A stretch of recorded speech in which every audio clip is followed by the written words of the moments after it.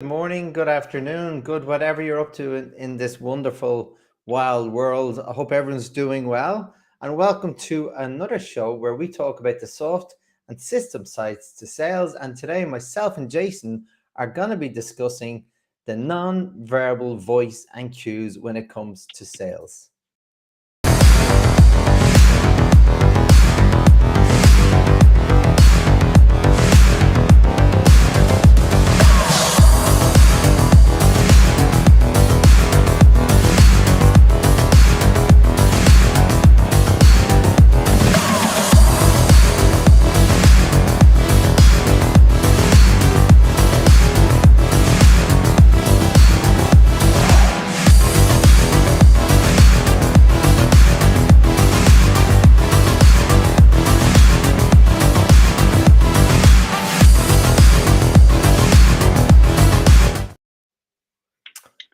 So, welcome, Jason. As always, it's always a pleasure to have these conversations with you and share this wonderful information with our audiences. So, today we're talking about non-verbal voices, right? And as you know, Jason, like there's nothing more like frustrating in a sales meeting because at the end of the day, you don't want to be wasting people's time, right? Absolutely. And you want to make sure if you really believe this has got a good chance of moving forward with the customer, you can solve their problems, service their needs. But it's very hard. You don't know. Sometimes it's very hard to understand should you keep pushing or not. And we have to look at all the different pieces of information that are being shared with us, both verbal Yeah. and non-verbal, and even paraverbal sometimes. Mhm. So when I ask you, if I was to ask you a question, Jason, what is one of the most frustrating things that you find about the sales meeting engagement and whether to pursue forward or not? Well, I think the body language probably gives it away a little bit. And it's when we're speaking with our clients and customers directly or in this virtual world, it's really necessary to understand the nonverbal communication. Because as we know, as human beings, 90 odd percent is non-verbal. Depends on the sources that you read. So 55%, which is the body language, and then around about 30% is the tone, the tonality that we speak in. Then the rest of it is how we speak, which is around about 7%, but it does vary from source to source. I'm reading in with Joe Navarro quite recently, and he says the original statistics were completely wrong, and the newer statistics that he was saying is it does vary from person to person how the non-verbal cues are actually done, but that's a guesstimate out there. So Hmm. it's really good to understand exactly what we're saying, and today I'm pretty much overdoing what I'm saying in my body language, because it's so imperative. Like for if I'm speaking to a client and all of a sudden they go like that, and all of a sudden they lean back and they look in another direction and their body language is going in another direction, is either they're disinterested, they're looking away, they're going back in their seat, they're going leaning backwards, but they could be looking for an exit, and their body language is aiming for the door or it's aiming for somewhere else, and it probably might just be disinterested in you. It's sometimes if you go like that, it could be a challenging conversation. They could be holding their like that, which is protecting them, their fight, flight, or freeze mechanism that's actually going inwards. But when you hold yourself downwards and you feel a little bit more comfortable, they're probably in a more of a relaxed, and they might be more open to your suggestions. When the people's body language is a little bit more open, they are a little bit more open to what you're saying to them. But there's so much we can learn about the other person when we pay attention to what's actually being said and suggested by the nonverbal cues, and even with the face. So when we have a look at that, and I'm sure we've all experienced that, Hmm. like the frowns and the eyebrows going up, and they're looking around the room, and the eyes are going either left, right. But if I posed you a question, your eyeballs might go all over the place because you might be resourcing information internally. Hmm. Or if I'm asking you a question, Shay, you could just be making something up, and you could just be not going, yeah, exactly. You could just go, hang on a minute. I think Mm. Shay might be going from a resource that he doesn't really know too much about, or whatever it might be. Yeah, no, that's brilliant, Jason, and I love the way you animated there because it is so important to pick up these non-verbal cues.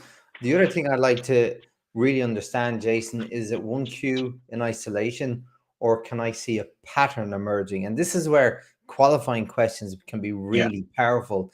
That when you ask a question, you see the reaction, and then from there, if you see something that okay, maybe they're not so interested, you can actually that can trigger you to ask another question to see patterns because people are usually very obvious with their body language, yeah, Jason. yeah, And it's like sometimes, like even I've seen people, Jason, where done it, they've done exactly what you just said. They turn away and they go like that, and I would have thought they would have done that because they're not interested. But then I realized, okay, they're just actually going into a thought process. They're just yeah. going, okay, how do I think about this? So I had to ask more qualifying questions to see was it what I felt. And that can be quite distracting, Jason, because it can take you off your stride when you see something and it throws you off. And then here's the other thing, Jason, to add complication to that, then is your body language and non-verbal communications encouraging them to act a certain way too. So you have to be Yeah. really mindful of you leading them in a situation. And if you're going to lead with body language, you have to ensure it's exactly how you want it to be. So even Jason going before the meeting, we've talked about it before, it's not just about a meeting, it's the work you do before a meeting, it's during the Yeah. meeting, it's after the meeting, right? So there's the quantitative analysis that you would do in terms of knowing the situation, knowing the customer, knowing the company, the person you're meeting, and all their pains on those different levels. But then you have to think about you going in your qualitative elements that to ensure that you go in with the right body language, shoulders high, strong, comfortable, eye Yeah. contact, everything, strong handshakes, all these different things to ensure you're encouraging that person to be the same as well without being intimidating. It's also Mm, natural, Jason. It's not supposed to be robotic, and it's really important to understand, and it can be quite interesting when you start this process because it seems all mechanical in the beginning, but once you get used to it, it becomes autonomous over time. What do you think? yeah, I think it's all to do with practice. Lots and lots of practice. It's recording yourself in front of a webcam, your phone. Use whatever you have around you. Record yourself. See how your body language looks when you're asking. Have your list of objections. Have list of questions. See how you portray yourself. Hear yourself. Hear your tone when you speak, and hear how you sound as well. And also, as you said, being prepared. When you prepare yourself, there's something that I do. It's not up for everyone else. I generally close my eyes for up to 5 minutes, and I just want to calm myself down before I go and mentally rehearse walking in there feeling good, feeling strong. I know there's other people suggest like you do venting, you do power modes, and whatever works for you, really. But as long as you come in there with a good posture, feeling quite confident, and even the handshake. No one likes that wet lettuce handshake, Mm, and it's like all over the place. No one likes that sweat lettuce handshake where you just like, hang on a minute, nice strong. Practice your handshake. Make sure that's good. Always look into the eyes. Um, that's so important, those eye contacts when you come in there, because they will telltale signs about you as an individual, how confident you are, maybe all the due diligence that you've done and your research, because you're confident going in there, because you know your stuff going in. And they should actually feel that.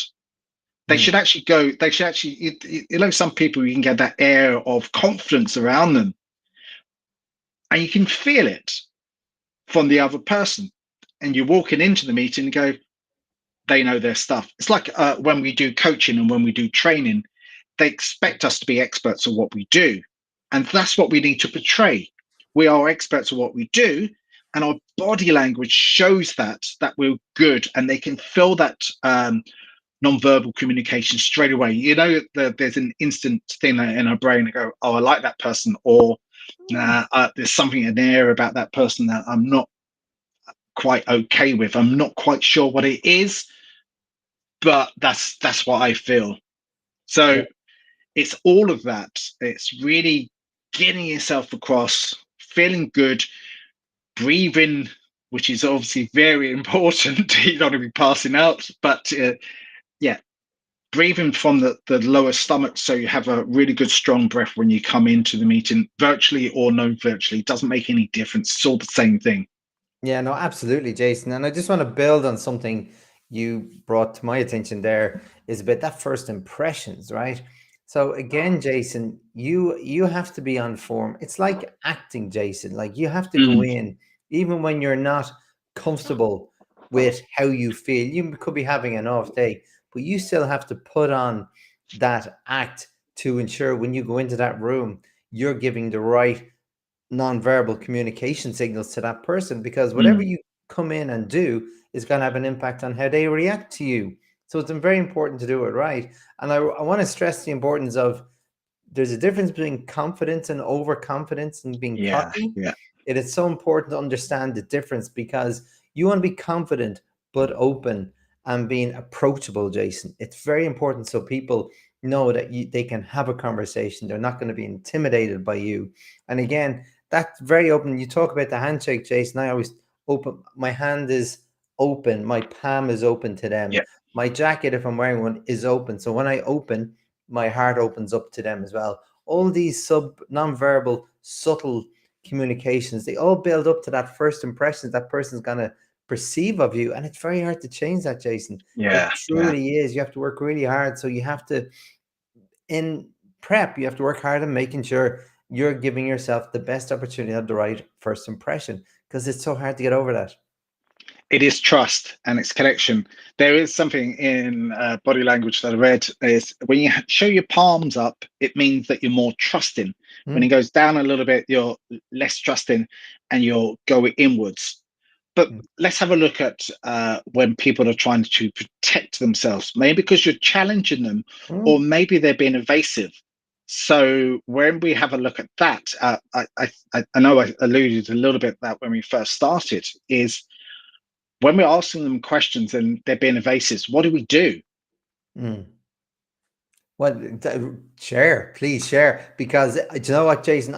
This is really important. Okay, when people are being evasive, and you have a choice, Jason, to like follow their lead, which can then, Jason, make them be more evasive, right? Yeah, yeah, And fall into them. But you have to bring them. Your goal, again, going back to the pre work that you need to do, the prep work, Jason, before a meeting. Your goal is to not control the person, but control the agenda, right? And I think that's really important. Never control people, control agendas, and bring people back towards an agenda. Because again, when you go into the meeting, it's very important to set out what we both want to get out of this meeting yeah, at yeah. the end. And then always rely on that. Don't control the person, control the agenda. And then, Jason, again, it's about, if you see these signals and these elusive behavior, then it's all about asking these qualifications, trying to get information as soon as possible before, because again, I truly believe in not wasting people's time. If they're not interested, that's fine. And even sometimes, Jason, I will call it. I will go, okay, let's call a spade a spade. I don't believe you're interested. I'd love to know, where did I lose it? Were you Yeah. interested at all? Did I not share something with you? And just be, I'm looking for honest feedback. And that's sometimes how I do it, Jason. And sometimes, oh, sorry about that. Because, Jason, some people play a game. Yeah, they They, do. they, they can play a game to try and take control, and that's okay. But I want to make sure we get the best for both parties. My goal is to win-win, and maybe they don't know me to trust me enough to understand that, but I want to bring them towards that journey at the end of the day. But some people will play that negotiation game very, very well, and it's about bringing them back to get that goal to the win-win. Yeah, it's about meeting in the middle. So once you do that, have you ever noticed two people in a restaurant, in a pub, bar, cafe, uh, and they've known each other for a while, and their body language is pretty similar, and way they speak, their culturalisms, and how they verse. It's the same in business meetings as well. You know, when you're going on well, and you're not thinking about things in your body language is aligned, Mm. and the way you're speaking to the other person is aligned, and they're speaking at the same tone, and it's all quite similar. But once you get a slight mismatch and it goes off, there could be a challenge there. So again, exactly what you've just alluded to is going, oh, is there something that I've maybe stepped out line? Is everything clear to you now? Um, because their body language might just go off in another direction, or maybe you ask them a question and all of a sudden you notice something that's going, hang on a minute, what happened there? So maybe you just need to ask, go, well, what happened there to maybe change your mind, or what happened there to what are your thoughts on this? If you see a slight difference, but it is, I know you've got to look at everything. You've got to also think about what you're going to say, but you've also got to be quite empathetic with your communication, is really to sit in their shoes. There's lots and lots of things to think about, but it's those telltale signs that could win or lose or get the hell out of there, because nothing's going to happen. And we've all seen it. And afterwards, you go, hang on a minute, what actually happened? As you review and you give yourself some feedback. But it could have just been those telltale signs that you go, well, hang on a minute, the uh, the skin tone could have just slightly changed. And you go, hang on a minute, am I not have I annoyed them, or is there something else? Yeah. And Jason, like it's so, and it takes practice. This stuff we're talking about is like next level stuff, because it takes practice to learn all this. Because Does like does in the beginning you're not understanding the cues, and then you're wondering if it's good or bad or indifferent or doesn't matter. But over time, again, as I said, the more you practice, the more autonomous it becomes. And it's a very powerful tool, and it's powerful, and I totally agree, Jason. These are things we naturally do in natural, mm, when you're in a having a bit of food with a friend over a glass of wine. The body language, everything, is all in frequency, it's all in sync. yeah, yeah, And that's the same thing, everything we always talk about, that everything you do, your first goal in a meeting is to build a relationship, right? yeah, and and I know you can use these tools for good and bad. You can let someone lead in the beginning, and then over time you'll mirror them, and then all of a sudden you'll start leading to see, are they following you? Then they go, okay, I have this person by the whatever, the palm of my hands, right? In the palm of my hands. yeah. And but that's not really the way to do it, Jason. That's unnatural, and that's manipulation. The goal is always for me to win-win. And if Exactly. you really get on with this person, if there is a good fit for what you can supply and solve their needs and requirements, and then the communication is good, you'll know coming out of a meeting, that meeting went really well. We know there's an opportunity to move Mm, forward, but still a process ahead. You can't take any step for granted, Jason. You have to be, as I said, there's the pre, there's the during, there's the post, there's the follow up, and then there's the collecting the yeses in terms of, did I understand your requirements? Can you please confirm? And all of that. So there's so many levels. And that's why I say, Jason, I always believe sales is the hardest part of business. It's the it hardest is. area of business, when people think it's so easy. And yes, some people are naturally amazing at it because they're really good at building relationships. It's not Yeah. about close, close, close. It's about building relationships for the long term, not for the short term. And even if you don't get the sale, Jason, or they're not interested in your service, if you can get to that position very well, still work on the relationship, because you Yep. never know when they could be an advocate of what you do. They may not have a need, but they may know someone who does, and they'll open up their network to you so you can help them. And I've seen this happen to many of my customers. It happens to me, Yep. and that's fine. So never just walk away when it doesn't suit you, Jason, or you know you're not going to get anything out of it. And you saw that in the body language, and then you just never talk to them again. Yeah. Always about the relationship. I think it's creating that ripple effect. So the Yeah. ripple effect is you've engaged with the customer, even if you don't sell to them, you part on really good company. Maybe you add value to them. Maybe you give them something. Maybe you do something, because you never know. 6 months down the line, they would just ring you up, or they could come back to you. And it's happened to me loads of times that all of a sudden, out of the blue, they ring me up and go, "Well, hang on, what about this?" And you go, "Oh, thank you for thinking of me," because we left on really good terms and they thought about me. And it is, again, keeping yourself open to ideas and also building that long-term effective relationship that lasts. And that, I think that's all what it's about, plus everything that we do with our body language. What I was going to suggest before we've hit our witching hour Mm. is, when you do meet, if you meet a customer face to face, try and meet them outside of either office scenario, where it's on an equal term, like a cafe or a coffee shop, or where everyone feels a little bit more relaxed, less guarded. Because once you're in their place, they got the power, really. So you're going in there, you're working with them, or they come into your organization. But maybe meet them where you're both relaxed and both calm. I was going to say, running lots of exhibitions before in the past and running stands, all the business is done outside of the show, and it's pretty much done in the bars and the pubs and the cafes outside, where everyone is a little bit more relaxed. And then you can build rapport and trust, and based around a relaxed atmosphere. Brilliant. No, that's fantastic. So, Jason, your final point was do business in the pub. Was that correct? Coming from England, yeah, that's where a lot of the business is done, to be honest with you.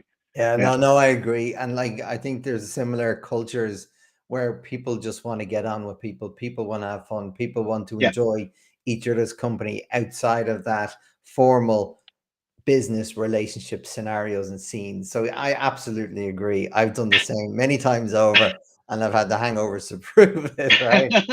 So on that Absolutely. final note, Jason, right? As always, it's been a pleasure talking to you. And for everyone, thanks for tuning in. Thanks for watching the video. If you have any questions, we'd love to answer them. And we look forward to seeing you again at the Soft and System Side to Sales. Thanks, everyone. Bye. Cheers. Bye bye.